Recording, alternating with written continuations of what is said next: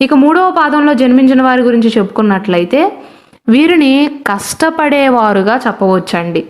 కానీ 3వ పాదంలో జన్మించిన వారు ఎంత కష్టపడతారో, ఎన్ని తెలివితేటలైతే ఉన్నాయో అంతే త్వరగా చెడు అలవాట్లకు బానిసయ్యే అవకాశాలున్నాయి. ఎక్కువగా డబ్బు ఖర్చు చేసే అవకాశాలున్నాయి. సంపాదించేది వీరే, చెడు అలవాట్ల బారిన పడి ఎక్కువగా డబ్బుని ఖర్చు చేసేది కూడా వీరే.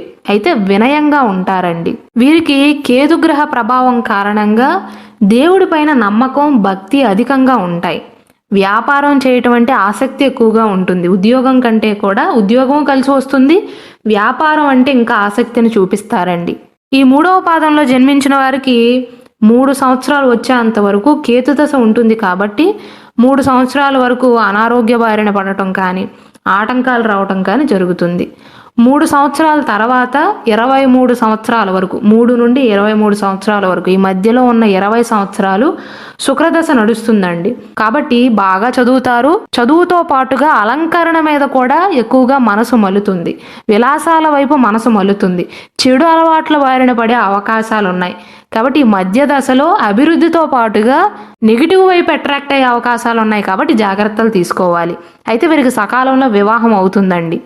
24 నుండి 46 సంవత్సరాల వరకు, ఈ మధ్యలో ఉన్న 18 సంవత్సరాలు కూడా రాహుదశ జరుగుతుంది. కాబట్టి ఈ మధ్య సమయంలో చిన్న చిన్న సమస్యలను ఎదుర్కొంటారు.